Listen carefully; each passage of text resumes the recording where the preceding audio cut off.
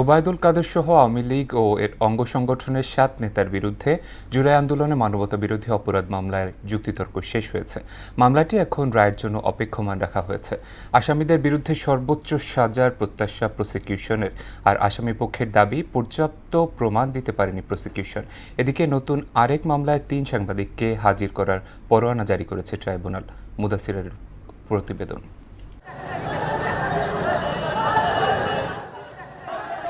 জুলাই গণ অভ্যুত্থান চলাকালে আওয়ামী লীগের সাধারণ সম্পাদক ওবায়দুল কাদের, বাহাউদ্দিন নাসিম, মোহাম্মদ আলী আরাফাত, ছাত্রলীগের সাদ্দাম ও ইনান এবং যুবলীগের পরশ, এই ৭ জনের বিরুদ্ধে মানবতাবিরোধী অপরাধ মামলায় যুক্তিতর্ক শেষ হয়েছে।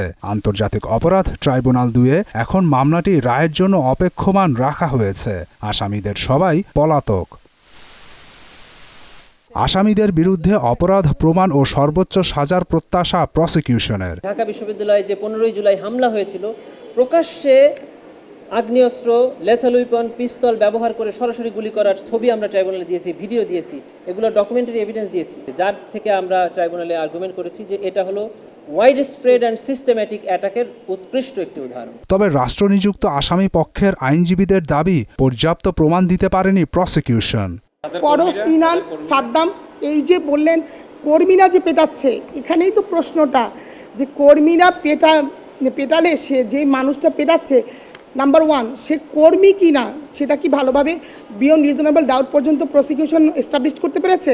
কোন সাক্ষী আমাদের এই 3 জন আসামিকে, ওবায়দুল কাদের, আরাফাত, বাহাউদ্দিন নাসিমকে কানেক্ট করেন? তাহলে আমরা আশা করতে পারি তাদের বিরুদ্ধে কোনো অভিযোগ, হত্যা মানে অ্যাট্রোসিটি যেটা বলা হয় আপনাদের ট্রাইব্যুনালের ভাষায়, হরর ইত্যাদি প্রমাণিত হয়নি। এদিকে নতুন আরেকটি মামলায় সাংবাদিক মোজাম্মেল বাবু, ফারজানা রূপা ও শ্যামল দত্তকে হাজির করার পরোয়ানা জারি করেছেন ট্রাইব্যুনাল বলে জানিয়েছেন প্রসিকিউটর তামিম। 14 জুলাই তৎকালীন প্রধানমন্ত্রী শেখ হাসিনার গণভবনের একটা সংবাদ সম্মেলনে কয়েকজন সাংবাদিক তাকে প্রশ্ন করার নামে কিছু উস্কানিমূলক বক্তব্য দিয়েছিলেন। এই ঘটনার প্রেক্ষিতে আজকে 3 জন ব্যক্তির বিরুদ্ধে প্রোডাকশন ওয়ারেন্ট চাওয়া হয়েছে। মুদাসসির আলী, মোহনা সংবাদ, ঢাকা।